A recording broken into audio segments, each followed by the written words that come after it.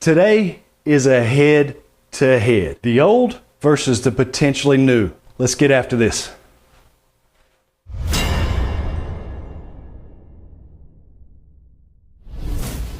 Hey everybody, welcome back to Golf Test Dummy, the channel where I use my game to help your game. Today, we're talking about the driver, the big stick, the ugly stick, the club, the #1 wood. I've had this M2 now for quite a while. I actually made a video unboxing it. I got a really great deal on it. But after some time with it, I'm starting to wonder if it's actually handicapping me just a little bit. The M2, some of the things that I read about it was that it was a really great club if you hit it dead in the sweet spot, but it was pretty unforgiving on mishits. Well, as average golfers, amateur golfers, mishits are kind of our thing. Now, in my hand, I have a used driver. You guys know me, I love a deal. I'm not gonna go out and buy a brand new driver that costs $500 and $600. I'm just not going to do that. Honestly, these clubs are a really good deal if you get them brand new because they're a couple of years old. It's a steal right now at basically a third of the price at what it costs brand new. The PXG 0211 driver, even flow Riptide stock shaft, 50 grams, 6.0 stiff, PXG grip, set in 10.5 degrees. We're going to put it up head to head against the TaylorMade M2, set at 10.5 degrees with a stiff NV Aldila shaft. Let's get this going. A quick word about the Garmin Approach R10 real fast. With my irons, I tend to get really accurate yardages that compare really well with what I see on course. However, when it comes to driver, there's something up with it. I'm sure if I took it outside and I was on the range and I set up the device, it would be a lot more accurate. But for some reason, this device puts me about 20, maybe 25 yards shorter than what I could see on course when I hit it really well. That said, let's start off with the TaylorMade M2 and see what we get.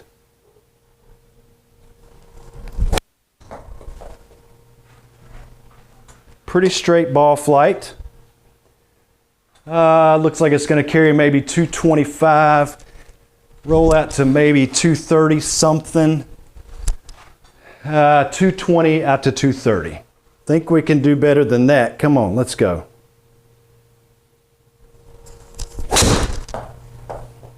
That's pretty good. That's dead down the line. This one's going to carry a good little distance, probably 230-ish. Looks like it's going to roll out to about 240-ish. Maybe. 242.6, so that's good. 94 mile an hour club head speed, 1.47 smash factor. Pretty straight ball flight. Didn't feel like the greatest contact in the world, but yeah, it's showing. I mean, that's not even gonna make it out to 225. It would definitely be playable, but by missing the sweet spot just a little bit, I feel like it really penalized me. All right, moving on to the PXG, the first thing I noticed is that it is a lighter weight club. That should mean that you could swing it faster. PXG, when they first came out, they were uber expensive. They were a super expensive golf brand that just came onto the scene and went, bam, here's some Mercedes-Benz prices for you. But now, they've actually rebranded themselves as more of a working class, every person's golf brand. Even brand new, I think when these came out, they were considerably cheaper than than the big boys, the big names. So they've completely rebranded themselves, and the 0211 line is supposed to be a no frills, no fuss, but still great line of clubs. Now, if for some reason this club is able to get it out past 250, which just does not happen for me on this device, I will be thoroughly impressed. Wow, nice little draw coming back to the center line. All right, but that's not doing anything for me on distance. That's not even going to make 225. I didn't feel like the strike was that awful. That's kind of a disappointing start. Let's try it again.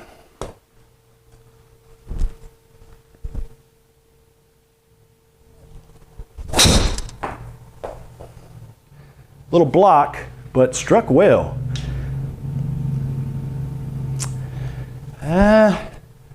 That's going to sneak out to around 225, 222 with a 94 mile an hour club head speed. That's a little disappointing. That is absolutely annihilated. It's got to go. What? Man, I'm telling you, I can't hit it better than that. It's 96.5 miles an hour. I can get faster. 242 yards. Let's try and get it really fast. Let's see if I can push with this lighter club. Let's see if I can push it up past 98 miles an hour.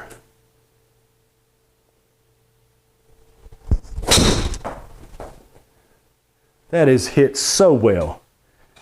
Man, oh, how is it only carrying that far? I got to get this out on the range. There's no way it's going that short. 95.3 miles an hour, 237 yards. Okay, so what did we learn about the PXG 0211 driver? I'll tell you this much. As far as the face length right here, it seems like it's a touch shorter than the M2, but the face also seems fairly tall. This back weight is supposed to help you get more forgiveness, and it's also supposed to help you get the ball up in the air a little bit more, give you a more consistent ball flight. With that back weight position and the fact that you can't change it, that does mean that you're going to sacrifice a little bit of distance for some forgiveness and some launch.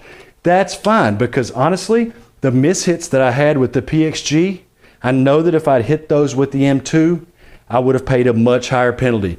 This club is much more forgiving in my opinion. That said, it did not give me a lot more distance, but I felt like I could swing it a little bit faster. So guys, tell me what you think about PXG products. Also, feel free to message PXG and say, hey, there's some moron out there doing free commercials for you. You should give him free stuff so he doesn't have to pay for it anymore, and he can show us the PXG 0211 iron set as well. See you in the next video.